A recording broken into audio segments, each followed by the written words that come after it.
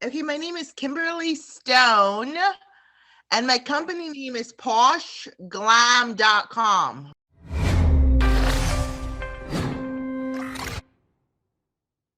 Hey, it's Kellen, and today on Diversified Game, I have Kimberly Stone, and she's going to give us a game on poshglam.com and everything else that she has going on. And I'm going to tell you guys, links are in the description, whether you are listening on iHeartRadio, iTunes, or our latest partner at Freetown, Sierra Leone, AYV Radio. She even has some African wear on her website. She's going to explain the game from front to beginning to end, whatever that is, y'all. But Kimberly, welcome to the show. How are you doing? Hi there. Yeah, I'm Kimberly Stone, and I'm really excited this morning. I had all these Red Bulls, and I'm really excited about Posh Glam and what you all are doing. And I do have African wear on my website, Endearing Stitches, and we're looking for new vendors. Beauty, art, fashion, gossip. The gossip column is for people to sign up and plug whatever they want. I have some plugs today. A Black-owned business, Bel Air Cosmetics, these turmeric face washes. Black-owned business, I have Michelle Taylor designs his crown. And with me interviewing, excuse me, is Paddington. I attended Mercer University, and the mascot is a bear. I've got Paddington interviewing with me after the Queen got a marmalade sandwich about kindness.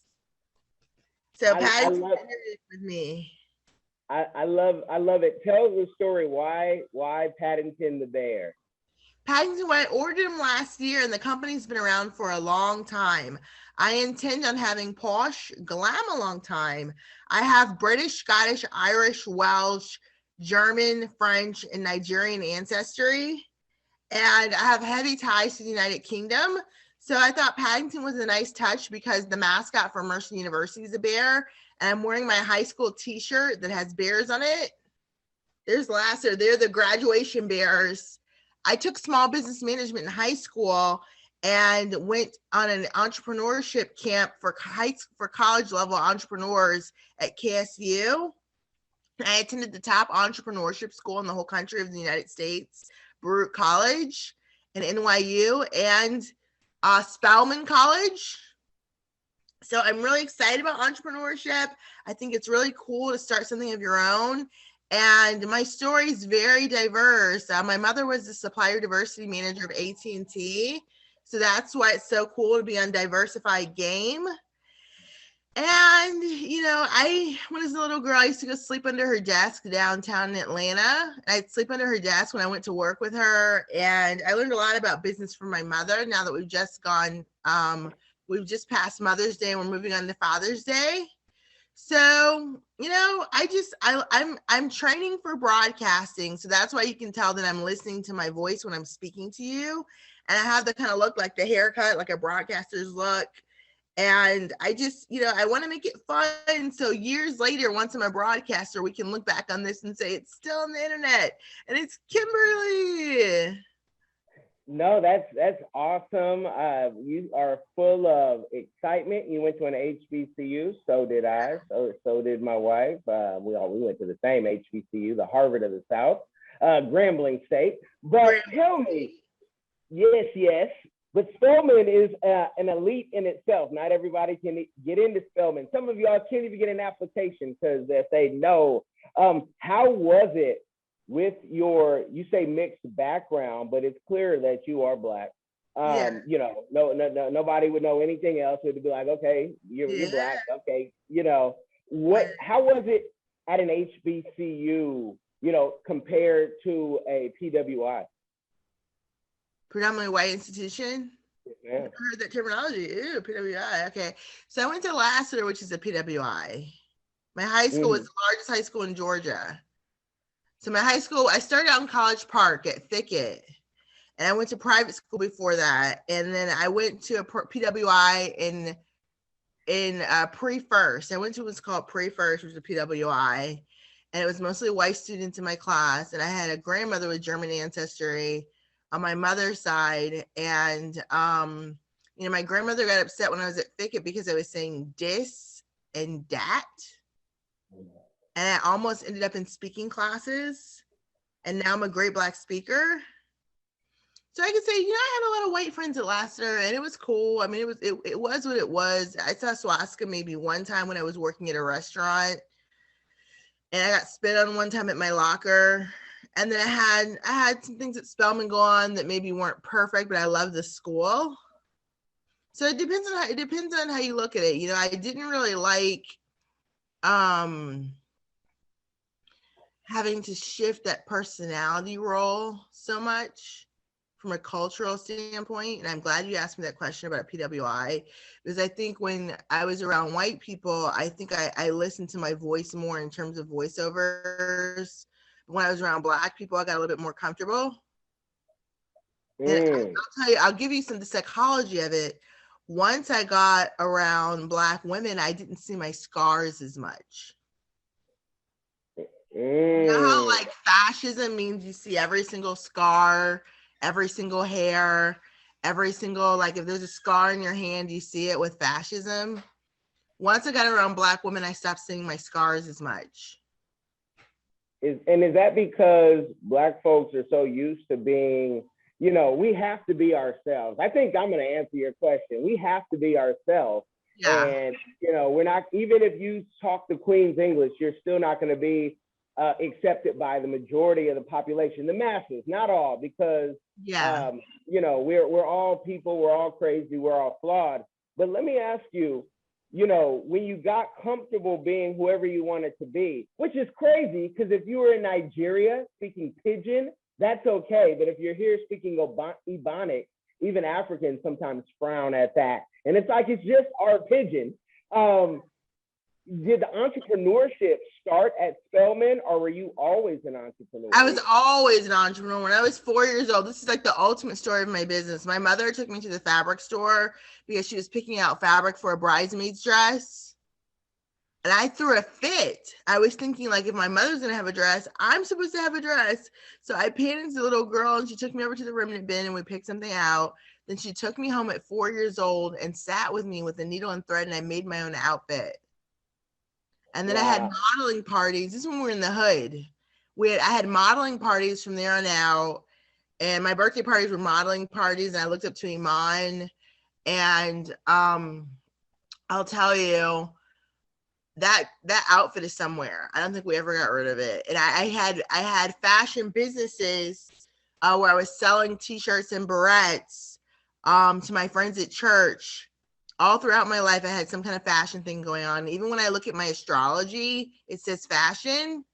And then I had these names on my bulletin board, and I never bought the domains. And then when I got to college at Baruch in New York, and when I was in a luxury high-rise building, I finally bought the domain poshglam.com and named my business because my business didn't have a name. I had a white business partner in high school who eventually went on to Parsons, but we didn't have a name for the business. So I searched for a name for a long time before I got to Posh Glam. Okay. Now, since you said the name again, I got to put my consultant hat on, not my podcaster hat, not my publicist or my sports agent, but my consultant hat. Now, is the goal for you for Posh Glam, is it going to be similar to an Etsy or an Amazon where you're going to accept so many products? And, your products, you can't get anywhere else online from what I've seen, So is that the goal, or are you going to go somewhere else? I was around before, as long as I was around when Amazon was a bookstore. So Amazon has been sued by Barnes & Noble and Walmart because they were wrong a lot. They were a bookstore, and they copied other people's business models. So my business plan for this platform started very early on in 2005. For a social network, an e-commerce site. Because if you think about it, of course I want an e-commerce site. It was back when there was a Net-a-Porter. There was a company called Girl Shop. There was a company called, there was Net-a-Porter first. It was Girl Shop. There was Style.com. We've been around since when Vogue was on Style.com. Remember those days? I do. You know what those days were?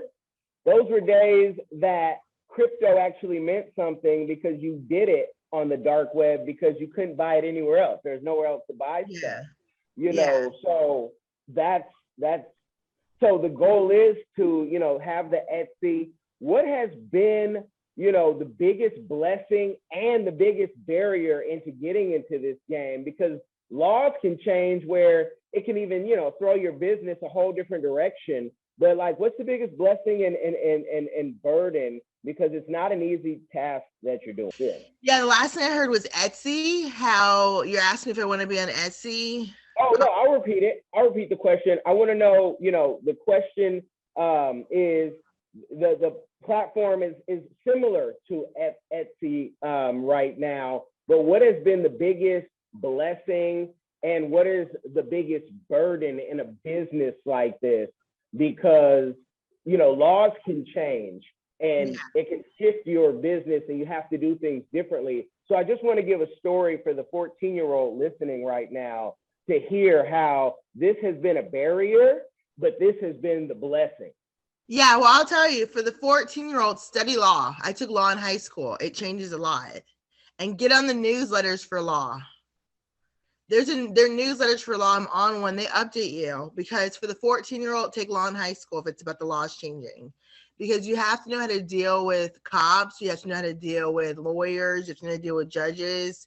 So for that 14-year-old, make sure you start studying law now and always ask questions. Always see if you can find an attorney to mentor you now. If you want to be a business person, see if you can find a business attorney to mentor you now. I've dealt with over 300 law firms. The laws change a lot. I took law in high school. I took small business in high school. You have to be a sponge.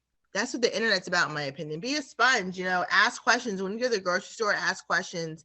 Never be afraid to reach out to someone that's older than you to mentor you and to help you. And to, it's the law that you have to know the law. So if you're 14, Nelson Mandela was the first lawyer in South Africa, and George Floyd was studying criminal justice. You see what I'm saying? But it's the law that you have to know the law. So when you talk about the law change, I'll give you a good example of what happened to me. When I first started a blog, the law was if it's a lie, blog it. Or if you want to get something out of public domain, like a picture, you can post it. Remember those days? Yeah. And the law changed where you have to have the rights to the photo. Remember a weblog, if you think it's a lie, blog it. I remember all those days. I'm a big geek. Yeah, I'm a big geek. So yeah. The laws change where you have to own the rights to the photo. So I'm dealing with that with Posh Glam, where if someone logs into gossip, whether or not they own the rights to the photo makes a difference. So I recently posted for the SBA.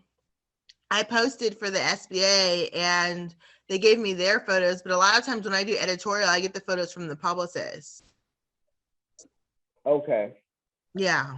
You just gave some great game that, you can hear all day online how to make $1 billion, $1 trillion, and whatever crypto that just came out. But that is something I deal with influencers every day. That's part of our business. And I can't tell you how many times people email and say, you don't have the right to use that photo. And even in the magazine game, when I did that, people would call because the model gave the photo. We didn't steal your photo. The model gave that, Tell me though, with Posh Glam, and you've been doing it a good amount of time.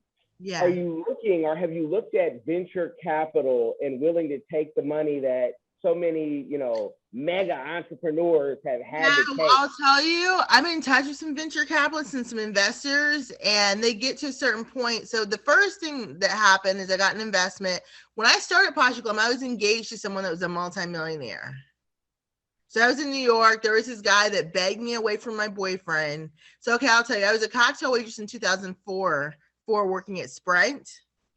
And I was a cocktail waitress and I had a boyfriend. I was a waitress. And there was this guy that begged me to leave my boyfriend for him and told me that his mother was poor when his mother met his father, and that I was a model at the time.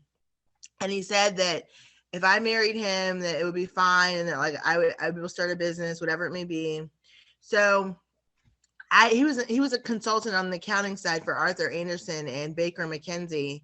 And he was only like 34 or something, but I was 22, so 34 was young. I was 21. And I've never confided in anybody about this, but when I first started Posh Glam, I was dating him and it was long distance. And in 2004, he helped me figure out that I wanted to go to Baruch. So there was a blessing in it. It was an accounting school and my birthday's the last day of the year. So he helped me figure out that I wanted to go to Baruch. So I went all the way up to New York. My mother got me an apartment and we decided that he was going to invest in Posh Glam because that's when I was finally naming it. And I had gone through all these ideas with him before that and they'd all gotten stolen. And his name was Craig Ritchie and he was a baseball player at some point in time. And, you know, he told me that if I started a business, he would fund it. So that's how Posh Glam started. He was a multimillionaire and he was getting interviewed by venture capitalist firms. And, you know, he came to my apartment one day and I was looking for some things because me and my roommate had fallen out and he got upset because I wouldn't let him sleep in my bed. So I told him he had to sleep on the clip-in. I hadn't slept with him. There was a clip, remember the clip-in from IKEA, the little that styrofoam looking couch? Yeah. I told him he had to sleep on that and he got upset and left. And then we fell out and he called my mother. So that's why I lost my first investment for Posh Glam. I didn't sleep with him. Then I ended up talking to other investors and I had an investor, David Freshman, who was known by Delaware. And he had a $200 million fund. And he decided to invest in Posh Glam. We started working together in 2009 with Fashion Vest. And, you know, he passed away in 2015. How sad, right? Mm-hmm. So I've had investment before, but it didn't matriculate. I don't know if matriculate's the right word. I'm sorry to say matriculate, but in academia, that's the word to use. So it didn't really like progress to the extent to where I actually got the money. Okay. Well, that's a lesson learned because I think we're going to find out with the Me Too Part 2 version how many people had to literally sleep with someone. And that word, like venture capital, a lot of them want to F you out of a deal anyway. Yeah, that's what my attorney was saying. They didn't stop. Yeah. He was saying the women are saying to him, I wish they stopped trying to sleep with me. Yeah, which if we're going to have that conversation, you know, people are people, and that's happening globally everywhere. It's just when you're using your power and what you could give somebody. But even in that, there's people who say, hey, I wanted to do that because I knew I could get a leg up, or I really like that person. But it's not, you know, you guys, those with the money, you got to be careful who you deal with because you can't trust anyone. And those who want the money always know where you don't want to go to get the money. Because, you know, it's just, you want to be fair in business. And the business is a lot like dating. Would you agree? You know, people put their best. You don't really know people until you're in business or until you're in bed with them. There you go. Posh Glam. I'm going to, you know, anything can snitch. Have you ever had somebody make something snitch? Yeah. You had someone make the TV snitch before? No, that I haven't, no. Living in a white community, I've had them do that to me before where they made something snitch. You can make something snitch. I'm going to teach Paddington to say Posh Glam. You can do something. Some people know how to do it where it like calms everybody down. It does this, it does that, and then something will snitch. It's not supposed to be talking. Mm-hmm. I'm going to get Paddington to say Posh Glam.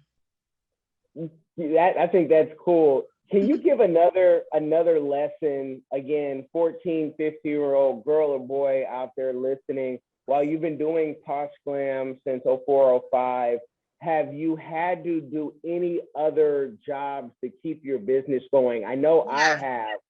I worked at the spa. I worked for an SEC filing company. I counted commodities at Mitsubishi. I worked for Bloomingdale's. I worked as a waitress. I get jobs all the time. It's fine. I'd rather give jobs and get a job than I've been a matchmaker. I'd rather get a job or a modeling job rather than give up equity in my company. I'm a plus size model now. So now I get plus size modeling jobs. So it's where can they find some of your work on that? I give you my modeling pictures. So when you blog it, you can put my modeling pictures up. Okay.